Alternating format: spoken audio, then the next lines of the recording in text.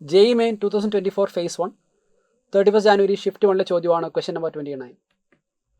The ionization energy of sodium in kilojoule per mole if electromagnetic radiation of wavelength 242 nanometer is just sufficient to ionize sodium atom is.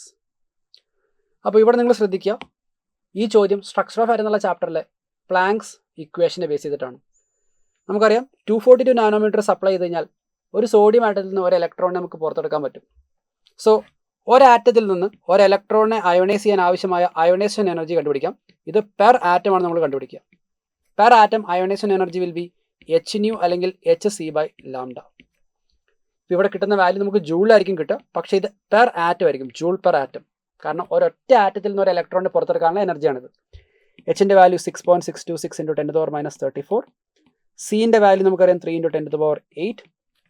And lambda value is given 242 nanometre, 242 × 10⁻9 നമുക്ക് ഇതിനെ എഴുതാം. ഈ value നമ്മൾ calculate ചെയ്ത് കഴിഞ്ഞാൽ this value will be 8.198 × 10⁻19 joule per atom എന്ന് വരും. ഇത് ജൂൾ പെർ ആറ്റം ആണ്. നമുക്കറിയാം നമുക്ക് വേണ്ടത് പെർ മോൾ ആണ്, കിലോ ജൂൾ പെർ മോൾ. ഒരു മോൾ വേണമെങ്കിൽ അയോണൈസേഷൻ എനർജി പെർ മോൾ എന്ന് പറഞ്ഞാൽ അവഗാഡ്രോ നമ്പർ ഓഫ് ആറ്റംസ് നമുക്ക് കൺസിഡർ ചെയ്യേണ്ടി വരും. ഒരൊറ്റ ആറ്റത്തിൽ നിന്നാണെങ്കിൽ ഇത്ര എനർജി വേണം.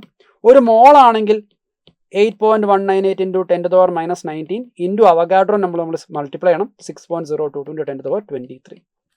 ഇത് ഒരൊറ്റ ആറ്റത്തിന് വേണ്ട എനർജി. നമുക്ക് ഒരു മോളിന് വേണ്ട എനർജിയാണ് കണ്ടുപിടിക്കേണ്ടത്. So into Avogadro number. ഈ കാൽക്കുലേഷൻ ചെയ്ത് കഴിയുമ്പോൾ നമുക്ക് കിട്ടുക 494 കിലോ ജൂൾ എന്നാണ് കിട്ടുക. നമുക്ക് ആദ്യം ജൂളിലായിരിക്കും കിട്ടുക, 1000 കൊണ്ട് ഡിവൈഡ് ചെയ്യേണ്ടി വരും. അപ്പോൾ 494 കിലോ ജൂൾ എന്ന് വരും. സോ ഇവിടുത്തെ കറക്റ്റ് ആയിട്ടുള്ള ആൻസർ 494 ആയിരിക്കും, ഇൻറ്റീജർ ടൈപ്പ് ആൻസർ.